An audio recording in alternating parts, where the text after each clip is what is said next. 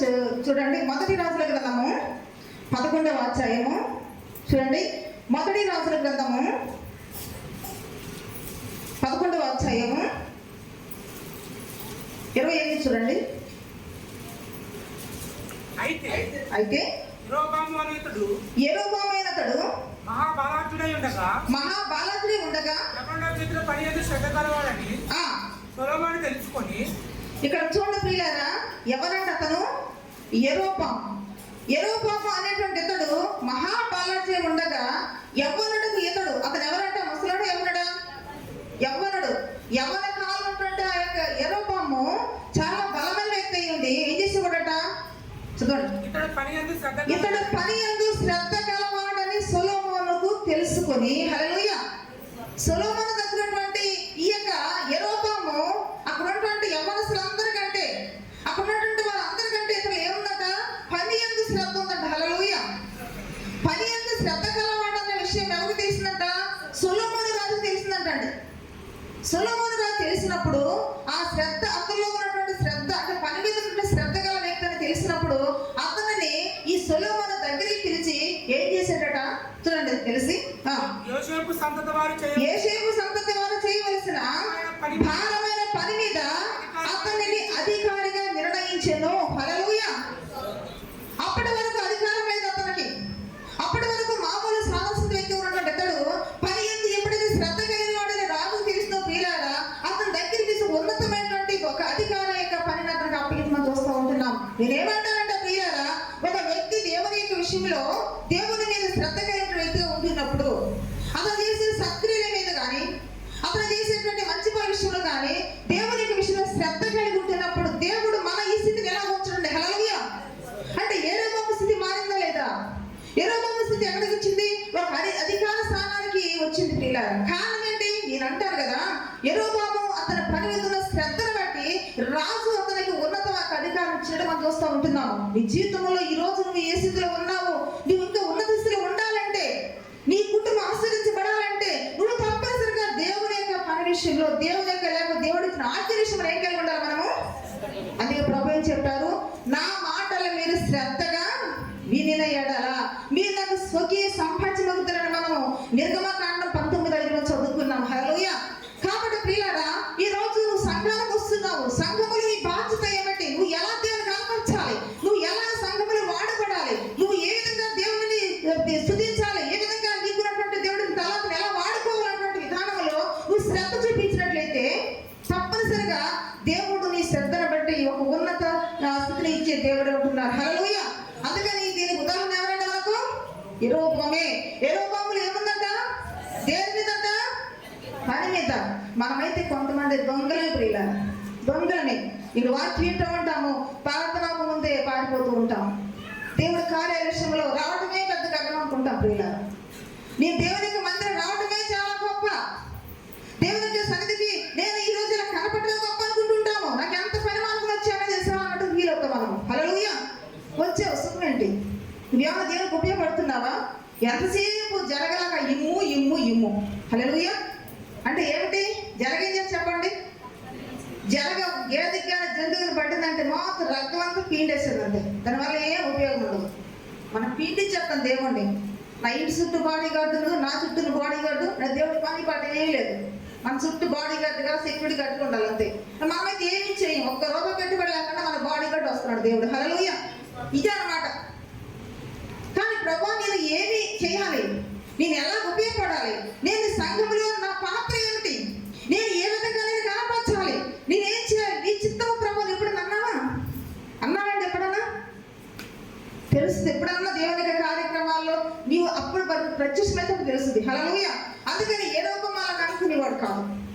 యెరొబాము ప్రతి ఏ పని చేసినా సరే రాజు యొక్క సమక్షంలో అతడు ఏ పని చేసినా అతను ఆ పనులు ఏముండదంట? శ్రద్ధ. జీవితంలో నువ్వు దేవునికి సన్నిధికి వస్తున్నావు, ఆరాధన మీద శ్రద్ధ ఉండాలి, వాక్యంలో శ్రద్ధ ఉండాలి, ఆ వాక్యము వినటువంటి వాక్యాన్ని గ్రహించడంలో శ్రద్ధ ఉండాలి, ఆ వాక్యాసరంగా జీవించడం ఏముండాలంటే శ్రద్ధ ఉండాలి. బయటికి వెళ్ళకుంటే మన శ్రద్ధ ఏంటో బయటికి వెళ్తారు, ఇక్కడే ఆ గుమ్మ దగ్గర ఇచ్చిపెడతాను దేవునికి మాటలు అంతే. బయటికి వెళ్ళిన తర్వాత ఏమీ లేదు, అక్కడికి వెళ్ళిన తర్వాత అసలు తెలుసు మనకు వస్తుంది ప్రియులారా. ఎందుకు మన మాటలు రావటం అర్థమవుతుందా మీకు నా మాటలు? అందుకని ప్రియులారా, మనము అన్ని విషయాలకు కూడా అంటే దేవుని కార్య విషయంలో ఏం కలిగి ఉండాలట? యెహోవా కార్యములను అశ్రద్ధ చేయవాడు శాపగ్రస్తులవుతాడు. ఈ రోజు నువ్వు పెద్ద నీతిమంతురాలు అని నీతిమంతుడికి వచ్చే శ్రమలు అనుకుంటున్నావేమో. ప్రభా నాకు అబ్రహాం అంటే నీతిమంతుడు కాబట్టి నాకు ఈ శ్రమలు వచ్చేసిన అనుకుంటున్నావేమో. అలా ఫీల్ అవసరం అవసరం లేదు. లేకపోతే నీ దానిలో అంత ప్రార్థనాపరుడు అందుకే నాకు శ్రమలు వచ్చేసి అనుకుంటున్నావేమో. అంత అవసరం లేదు. శత్రుకమేష్ అభివృద్ధి భక్తి పరులు నా మరి వారైతే మాత్రము నీ కోసం అగ్నిలో దూకేశారు, నేను కూడా అంత భక్తులు అనుకుంటున్నామో. అంత లేదులే. హల్లెలూయా. మరి ఎందుకు వస్తున్నాయి శ్రమలు? దేవుని మాట వెనక నా దోష శిక్ష భరింపలేదు అన్నాడు. ఒక అతను చెప్పండి బైబిల్లోని చెప్పండి. నా దోష శిక్ష భరించలేదు అన్నాడు. ఎవరన్నారు? ఏమన్నారండి వాక్యం మీరు? కయ్యను అన్నాడు. కయ్యను దేవుడు శపించాడు. ఎందుకో అదన గుర్తుందా మీకు? తన తమ్ముడైనటువంటి హేబేలు చంపినందుకు అతడు దేశములైపోయి అతను ఘోరమైనటువంటి శిక్ష శాపం అతను చేసినప్పుడు అప్పుడు అన్నాడంట ఏమని? అయ్యో నా శిక్ష నా దోషము భరించలేదు అన్నాడు. అంటే అతను నీతిమంతుడు వచ్చిందా శిక్ష? చెప్పాలి మీరు. కయ్యను నీతిమంతుడని శిక్ష వచ్చిందా? మరి మనం అలా అనుకోవచ్చుగా? హల్లెలూయా. కాబట్టి అందుకే వాక్యం ఉంటుంది కదా, మనము కయ్యను వంటి వారమై చెప్పాలి. తర్వాత గుర్తుంది ఆ పదం గుర్తుందా? మొదటి యోహాను పత్రిక మాట, మనము కయ్యను వంటి వారమై ఉండకూడదు అన్నాడు. హల్లెలూయా. కాబట్టి ప్రియులారా, మన దోష శిక్షను బట్టే ఈరోజు మనకి శ్రమలు, మన దోష శిక్షను బట్టే ఈ శోధనలు. అంతేగాని అబ్రహాం అంటే నీతిమంతుడు అను లేకపోతే దానియేలు అంటే ప్రార్థనపడు అని కాదు. అర్థమవుతుంది ప్రియులారా? పరిశీలన చేసుకోవాలి. అందుకనే ఇక్కడ యెరోబాము దేని మీద అతడు ఆసక్తిగా శ్రద్ధ కలిగి ఉన్నాడట. ఇతడు పని యందు శ్రద్ధ కలవాడని ఎవరికి తెలిసింది? అక్కడ సొలొమోనుకు తెలిసింది. నీవు కూడా దేవుని విషయంలో, దేవుని కార్య విషయంలో, లేకపోతే సత్య చేటులో, మేలు చేటులో, మంచి పని చేటులో నీవు కూడా శ్రద్ధ గల వ్యక్తి అని దేవుడికి తెలిసినట్లయితే సొలొమోను ఒక ఉన్నత స్థితిలో యెరోబాము ఉంచిన విధంగా నిన్ను కూడా దేవుడు ఒక ఉన్నత స్థాయిలో ఉంచాడంటే ఎటువంటి సందేహం లేదు. హల్లెలూయా. అందుకని ఇంకొక వ్యక్తి కూడా మనం చూస్తూ ఉన్నట్లయితే చూడండి, 2 రాజుల గ్రంథము 4వ అధ్యాయము 12వ వచనం చూడండి. పిమ్మట అతడు తన దాసుడైన గెహజీని పిలిచి ఈ షూనేమీయురాలిని పిలువమనగా వాడు ఆమెను పిలిచెను. హల్లెలూయా. ఇక్కడ మనం చూస్తున్నాం ప్రియులారా, ఒక దైవజనుడు ఏలియా దైవజనుడు ఇక్కడికి వచ్చినప్పుడు చూడండి, ఈ గెహజీ ఈ దైవజనుడు ఆ ఊరు వచ్చినప్పుడల్లా కూడా ఈ షూనేమి వచ్చిన పట్టణం వచ్చినప్పుడల్లా కూడా ప్రియులారా, ఒక స్త్రీ ఏం చేసిందంట, అయ్యా మా ఇంటికి రండి, మీరు మా ఇంటికి రండి, మీరు వచ్చినప్పుడల్లా నేనే భోజనం ఏర్పాటు చేస్తాను, నా ఇంట్లో మీకు నివాసం చేస్తాను, నా ఇంట్లో రెస్ట్ తీసుకుందరు కానీ అయ్యా మీరు దైవజనులు, మీరు దేవుని యొక్క సేవకులు కాబట్టి అయ్యా మీ పాదాలు మా ఇంటికి పెట్టండి, మీకు భోజనం పెడతానని చెప్పేసి ఎప్పుడు ఆ పట్టణం వచ్చినప్పుడన్నా సరే ఎక్కడ బస్ చేసేవారు తెలుసండి? ఎక్కడ బస్ చేసేవారు? ఈ షూనేమి యొక్క ఆ స్త్రీ ఇంట్లో బస్ చేస్తున్నప్పుడు ప్రియులారా, ఈ దైవజనుడు ఎప్పుడు చేస్తారు ఏమిటిది, ఈవిడే నాకు ఎంత భక్తి ఎంత ప్రేమ చూపిస్తుంది కాబట్టి నేను ఏదో ఒకటి చేయాలి. చూడండి, మనము ఎలీషా స్థానంలో దేవుని ఉంచుదాం. ఆ షూనేమి యొక్క పట్టణమే టెంపుల్ పట్టణం అనుకుందాం. ఈ షూనేమి రాలే నువ్వు అనుకుందాం. నీవు దైవజనుడు అంటే దేవుని మీద అంత శ్రద్ధ చూపించినప్పుడు చదవండి అదే మాట కంటిన్యూ చేయండి, నేను చెప్తాను తర్వాత. ఆమె వచ్చి అక్కడ నిలబడినప్పుడు అతడు నీవు ఇంత శ్రద్ధాభక్తులు మా యందు కనపరిచితివి. హల్లెలూయా. ఇప్పుడు ఎలీషా గారు ఏమంటున్నాడంటే ప్రియారా, ఆమెను పిలిచాడు. వచ్చినప్పుడల్లా నేను ఈ ఇంట్లోనే బస్ చేస్తున్నాను, వచ్చినప్పుడల్లా ఈమె నాకు పరిచయం చేస్తుంది, వచ్చినప్పుడల్లా నాకు నా మీద మరి నాకు ఎంత శ్రద్ధ చూపిస్తుంది, ఎంత భక్తి చూపిస్తుంది, ఈమెకి ఏదో ఒకటి చేయాలి. ఒట్టికి నేను ఆమె యొక్క సహాయం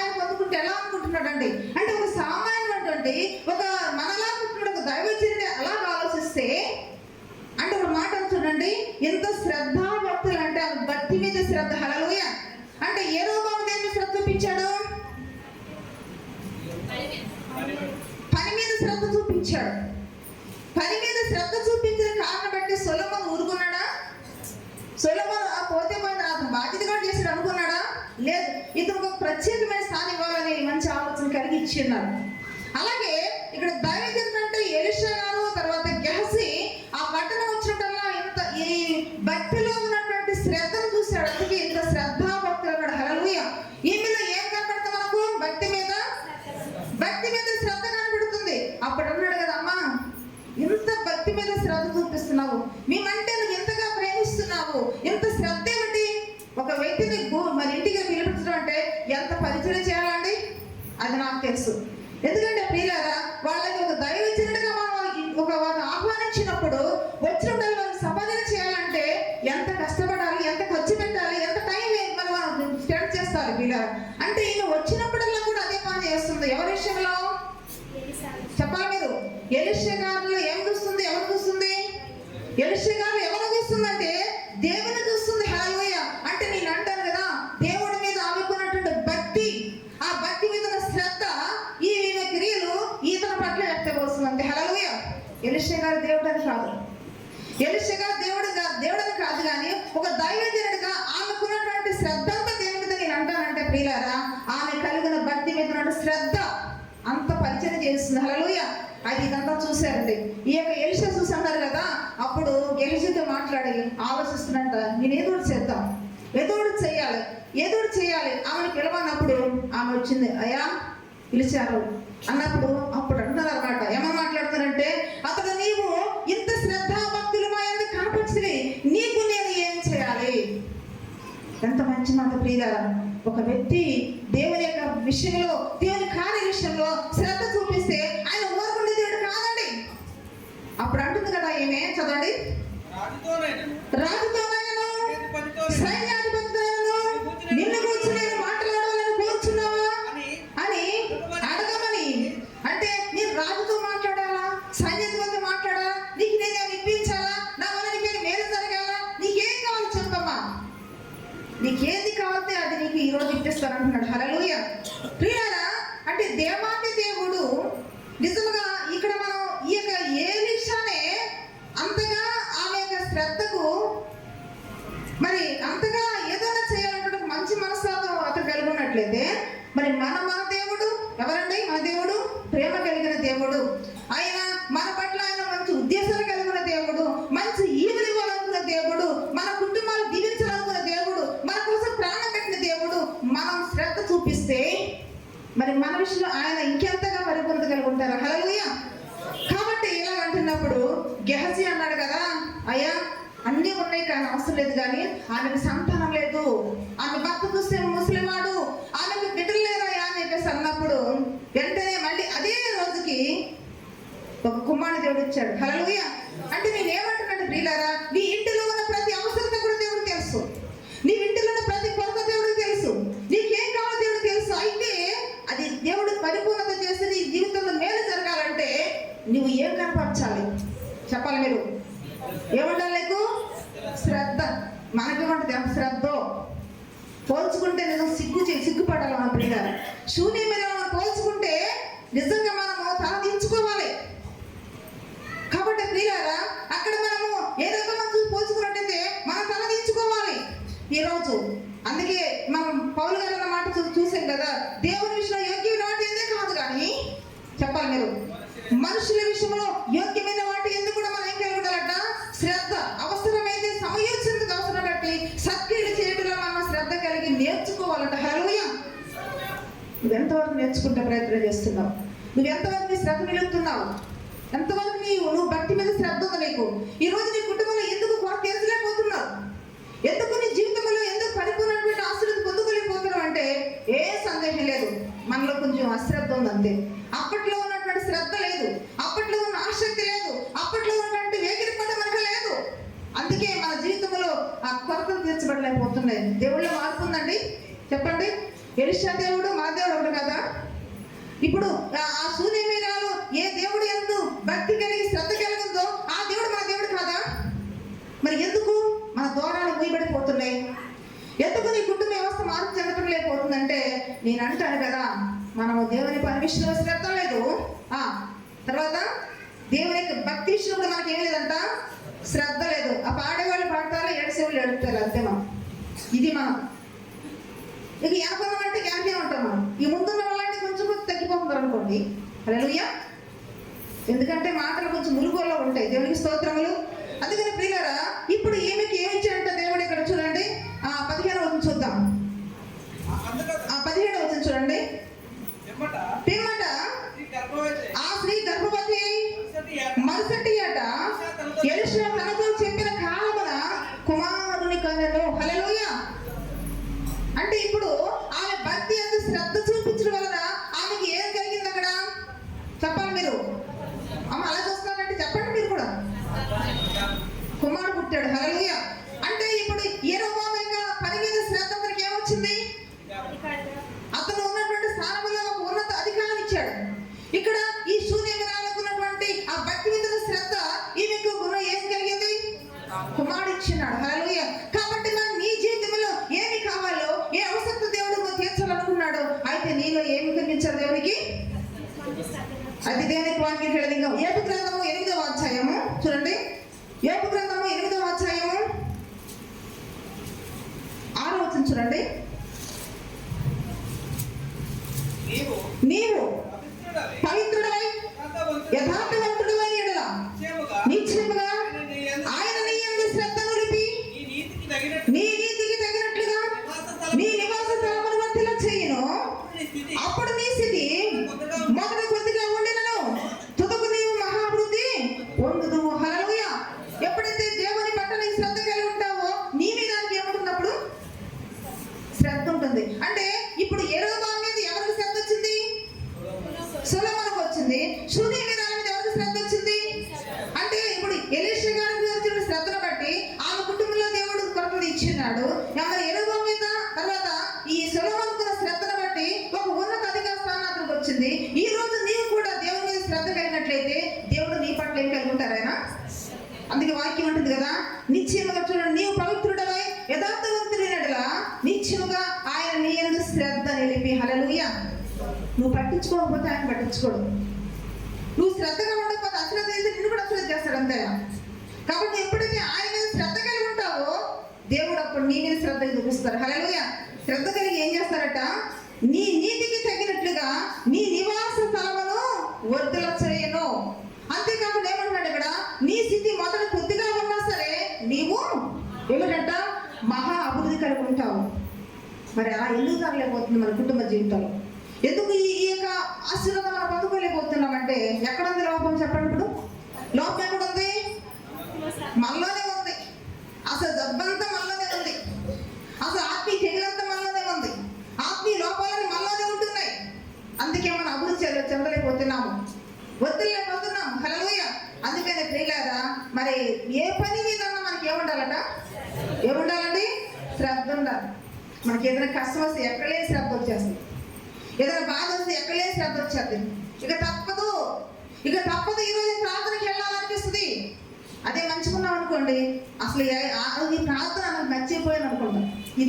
ఇది వరుస ఉంది. హల్లెలూయా. కాబట్టి ఇంకా మనం ముందుకేంటి ప్రియులారా చూడండి, ఆదికాండం చూద్దాం. ఇప్పుడు ఈ ఏషియా విషయంలో ఏం చదువుకున్నాం? ముందుగా మనము ఏం చదువుకున్నా? మరి హెబ్రీ పత్రికలోని అతడు అవకాశము పోగొట్టుకున్నప్పుడు తరువాత శ్రద్ధగా దేవుని ఎదిగినా సరే అతడికి ప్రతిఫలం పొందలేదన్న కదా. అది దేనికి శ్రద్ధ చూపించి ఆ పరిస్థితి వచ్చిందంటే ఆదికాండము 25వ అధ్యాయము చూడండి. ఆదికాండము 25వ అధ్యాయము 34 చూడండి. యాకోబు ఆహారమును చిక్కుడుకాయల వంటకమును 30 చదువుతున్నారు. 30 నుంచి. అందుకు యాకోబు నీ జ్యేష్ఠత్వము నేను నాకు ఇమ్మని అడగగా. చూడండి ప్రియులారా, ఇక్కడ విషయం ఏంటంటే మీకు చాలా సార్లు చెప్పాను. ఏసేవు వేటకి వెళ్ళాడు, ఏమీ దొరకలేదు, ఆకలితో వచ్చాడు. ఈ లోపల తన తమ్మైనటువంటి యాకోబు చక్కగా చిక్కుడుకాయ వండుకున్నాడు, తింటానికి సిద్ధం అవుతున్నాడు. ఇతనికి ఆకలి అయింది. వచ్చిన తర్వాత అంటున్నాడు కదా, రే తమ్ముడు నాకు నీ కూర పెట్టరా అని చెప్పేసి, నాకు ఆకలి చచ్చిపోతున్నానంటే, నువ్వు నా ఆహారం నీకు ఇస్తాను కానీ నువ్వు ఒక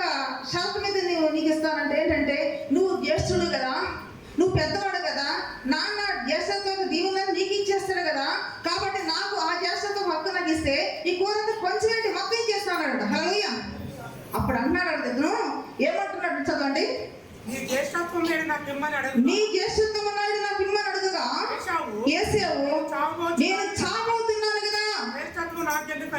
ఏమిటంట? ఏమన్నాడండి? నేను చావబోతున్నాను, నేను చచ్చిపోయినాకున్నాను, ఆ జ్యేష్ఠత్వం ఎవరికి కావాలి? చూసారా ప్రియులారా? మరి అదే ఆహారం తినబోతున్నట్టు తమ్ముడు కూడా ఈ ఆహారం ఇచ్చేసాడు. ఆ రోజు వస్తుంటే ఉంటాడు కదా, మనం చచ్చిపోయాడా అనుకుందాం, చచ్చిపోలేదుగా. అంటే జ్యేష్ఠత్వపు విలువను తెలుసుకున్నవాడు ఎవరు? యాకోబు. జ్యేష్ఠత్వపు విలువను తెలియకుండా అశ్రద్ధ చూపినవాడు ఎవరు? ఏసావు. ఈ రోజు ప్రియులారా, ఒక పూట కోటి కోసము మరి జ్యేష్ఠత్వ హక్కును అమ్మవేసుకున్నటువంటి ఏసేవులు కదా మనం. ఈరోజు ప్రియులారా, నీవు జ్యేష్ఠత్వం అంటే దేవుని ఆశీర్వాదం, నా స్వకీయ సంపాదనవుతారు మీరు నా మాట శ్రద్ధగా వింటే దేవుడు చెప్పారు కదా. మరి ఆయన స్వకీయ సంపాదన మనం ఉంటే ఆయనవన్నీ మనం కాదా? హల్లెలూయా. అయితే ఎప్పుడైతే ప్రియులారా ఈ మాట చచ్చిపోయినా నాకు జ్యేష్ఠత్వం వద్దు, ఏమొద్దంటే మీరు అంటారు కదా, ఆ జ్యేష్ఠత్వం మీద అతనికి శ్రద్ధ లేదు. ఏమి లేదండి? శ్రద్ధ లేదు. చచ్చిపోతున్నా చదవండి. నేను చావబోతున్నాను కదా, జ్యేష్ఠత్వం నాకెందుకనను యాకోబు నేడు నాతో ప్రమాణం చెయ్యి. అయితే నిజమేనా నీకు జ్యేష్ఠత్వం వద్దా? నిజంగా నాకు ఇచ్చేస్తావా? అయితే ప్రమాణం చెయ్యి, ప్రమాణం చేయన్నాడు. అంటే ఎంత జ్యేష్ఠత్వకు విలువను తెలుసుకున్నాడంటే ఎవరు? యాకోబు.